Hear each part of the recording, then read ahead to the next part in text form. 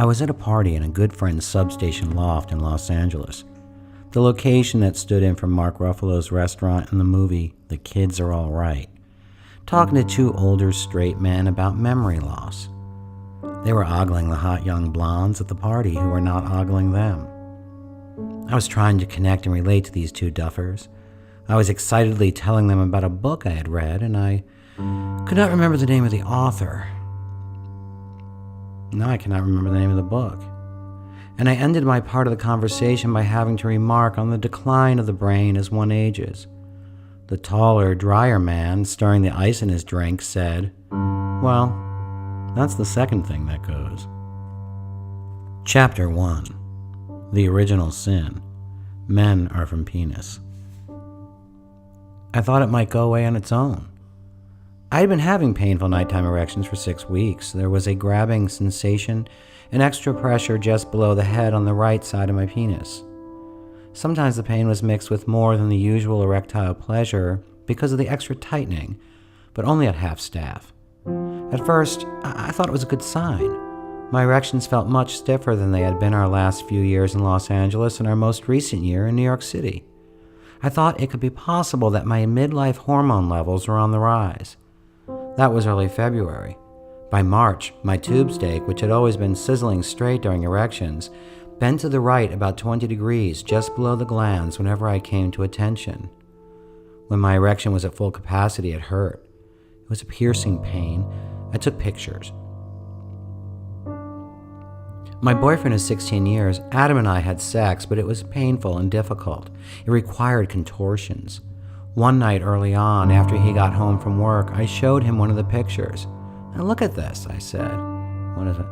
"My penis is not getting any better. It hurts almost all the time now."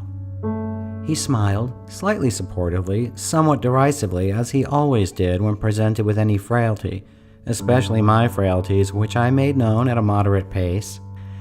Adam is blonde and wispy, and I am brown-haired and muscled. We are the same age, with midlife paunches. As for our worst personality traits, I am more volatile, and he is more passive-aggressive. Look, neither one of us is entirely crazy. Our temperaments are nothing alike. If he's the bottom, I'm the top. I pushed the picture closer to his face. "I used your hand cream. Ignore the greasy white stripes, and look at that bend." "It's bent." "Yeah, it's upsetting, and it isn't getting any better." He patted me on the shoulder. "I hate when you pat me, don't pat me." This had been going on for years. "Sorry." An older man with a reliable car who I briefly dated in college warned me years ago that affection and homosexuality were a tough mix. Adam does not like to face problems head on. I face every problem like it will never go away. I had a feeling I would be on my own to solve this, as Adam would not even give visitors from Europe directions into town from the airport. He always said, "They're smart, they'll figure it out." "Really? All the way from Gothenburg, and you give them nothing?" I've always been drawn to distant men. My father was a thin, pale, shy child of a drunk who learned early to disappear. My mother was pregnant again a few days after I was born, so she was preoccupied with that and other things. I like people who don't care too much about me at first glance. I'm used to it, but I also hate it. The sex with Adam had truly been great for the last few months, and this made us feel closer. As some wise Italians repeat, it is more important to have someone to hate than someone to love. And we had done our years of hatred, which kept the spark alive. But my erectile display threw us a curve, and I grew anxious about abandonment. I had always used my penis as a connector. What if I lost this ability? If my penis were to cease to function, would I have regrets about how I had used it? Did I give Adam the best sex of his life? Did I give pleasure to enough other people along the way? Was my penis pressed into service too little? Was I being punished for having overused it? By the third week, the pain at night was getting much worse. It woke me up. The pleasure of the extra pressure was completely gone, leaving me with nothing but vice grip pain. I had always had a fear of Peyronie's disease. I had slept with men with curved penises, and I had looked long ago into what could be the source. What is the cause of this? I began to Google like you do, but shouldn't when you need answers to calm yourself down. Peyronie's disease is scar tissue, or plaque, made of naturally occurring fibrin that builds up in a disadvantageous location.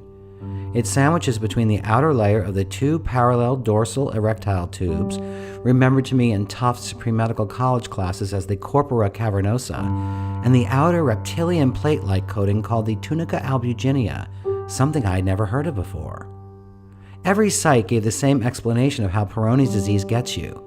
When your erection tubes, these corpora cavernosa, fill up with blood and there is obstructing scar tissue in the outer tunica albuginea, your penis bends in that direction.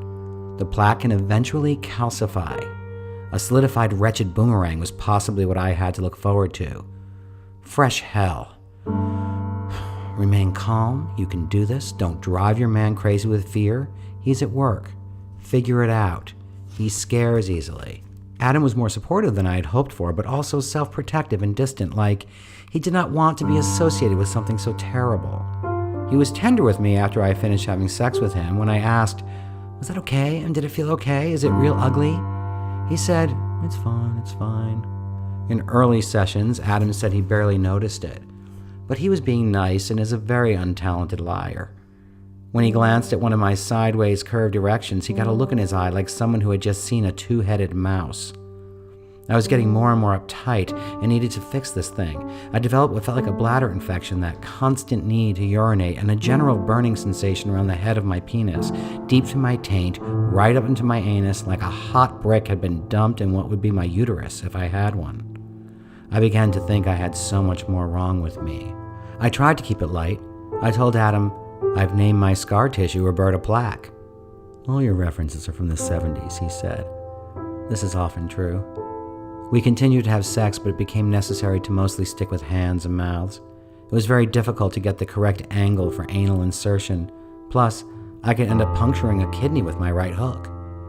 Adam loved me being top man. Now, I was the underdog. I wondered if he would be able to survive in this relationship without getting what he mostly liked, or if I could face being the source of his and my daily disappointment. Patience. Breathe.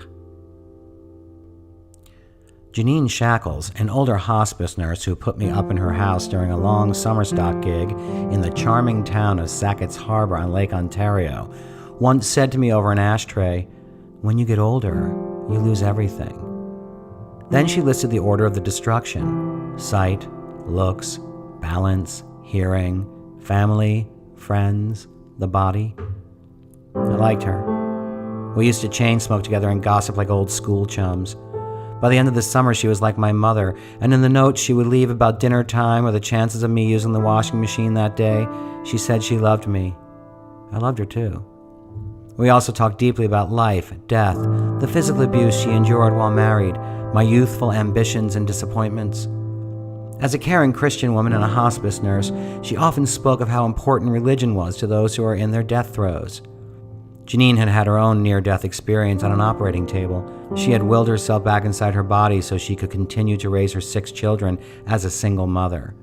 Janine told me, "I can assure you there is an afterlife. I saw it. I lived it. You can count on it." I said, "Well, that would be really nice." When I'm with my patients, it gives them such comfort to know they are going back to God when they die.